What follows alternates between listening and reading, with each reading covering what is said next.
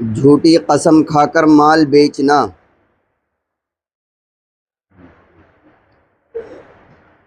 जनाब रसूलुल्लाह सल्लल्लाहु अलैहि वसल्लम ने इरशाद फरमाया, जो शख्स झूठी कसम खाकर माल फ़रोख्त करता है यानी बेचता है, क़यामत में अल्लाह ताला उसकी तरफ रहमत की नज़र से नहीं देखेगा। या तो आदमी झूठी कसम खाकर माल बेचे या अपना ऐब छुपा कर माल बेचे। कभी कभी कसम तो खाने की नौबत नहीं आती, लेकिन ऐब ज़रूर छुपा लेता है। दोनों इसके अंदर आएंगे और दोनों कल क़यामत के दिन अल्लाह की इस गिरफ्त के, अल्लाह की इस नाराज़गी के मुस्तहिक़ होंगे।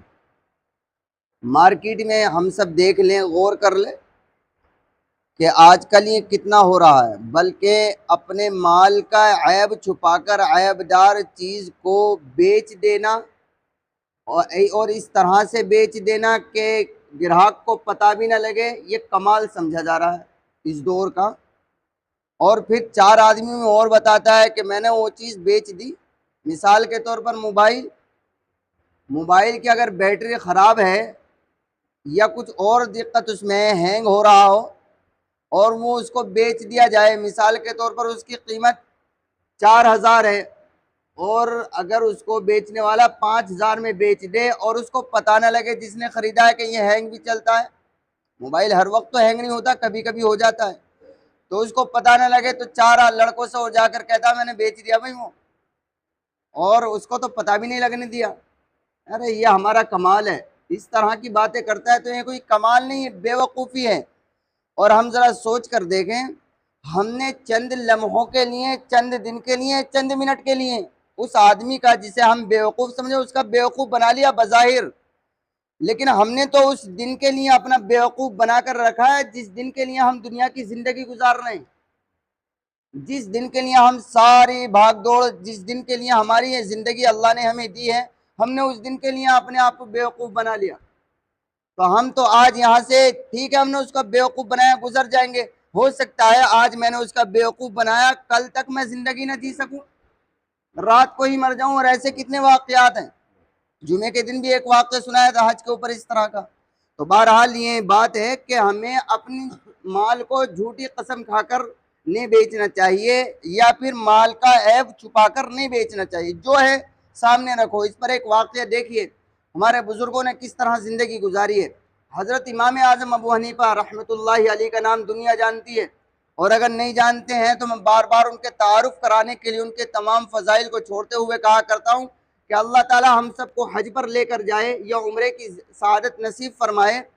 तो वहाँ जब हम मस्जिद नबवी में जाएंगे, जनाब रसूलुल्लाह सल्लल्लाहु अलैहि वसल्लम के रोज़े अक़दस के करीब जाएंगे, तो जिस जगह चारों खुलफा हज़रत अबू बकर, उमर, उस्मान, अली, इन तमाम, अब्दुल्ला बिन मसऊद, अबू हुरैरा, इनके नाम लिखे हुए हैं मस्जिद नबवी, तो अल्लाह के नबी के बिल्कुल रोज़े के सामने सल्लल्लाहु अलैहि वसल्लम इस शख्सियत यानी हज़रत इमाम आज़म अबू हनीफ़ा का नाम लिखा हुआ है, नौमान बिन साबित।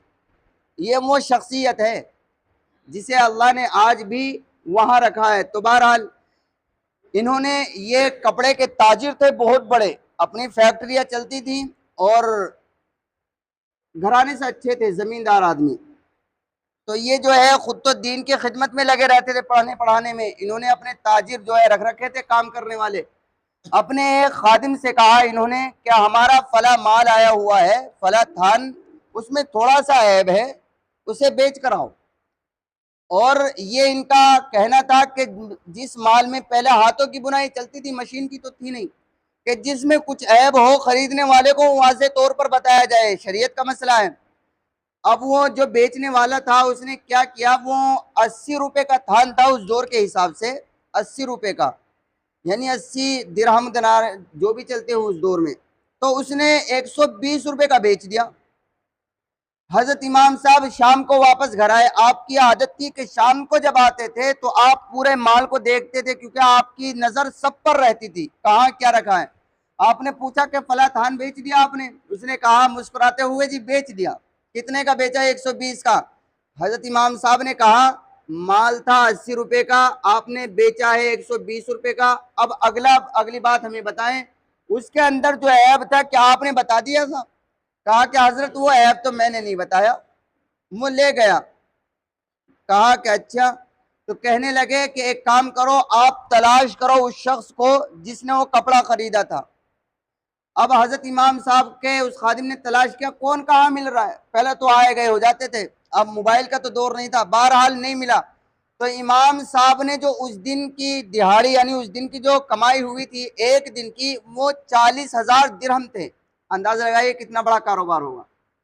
सुबह से लेकर शाम तक की जो उस दिन की कमाई हुई थी 40,000 दिरहम। इमाम साहब ने अपने उस खादिम को हुक्म दिया कि अब चूंकि तुमने वो थान जिसमें कमी थी वो बेचा है, 120 का था वो 80 रुपए का, और वो माल इसमें मिल गया। अब मेरी नजर में ये तमाम 40,000 दिरहम आज के मशकूक हो गए, जाओ ये 40,000 दिरहम लो, कूफे के अंदर गरीबों को तकसीम कर दो, मुझे ऐसे माल की जरूरत नहीं है। ये है इमाम आजम अबू हनीफा। जब तो अल्लाह ने नाम हुजूर सल्लल्लाहु अलैहि वसल्लम के रोजे के सामने लिखवा दिया। तो हम अपने अकाबिर के नक्शे कदम पर इस तरह चले, हम तो सरासर हराम खा रहे हैं, हमारे तो माली सूदी हैं, तो मशकूक से तो बाद में बचेंगे जब हम हराम से बच जाएं। तो बहरहाल कोशिश क्या करें कि अपने माल में जो कमी है उसको बताकर ही बेचें। अल्लाह ताला हम सबको अमल की तौफीक दे।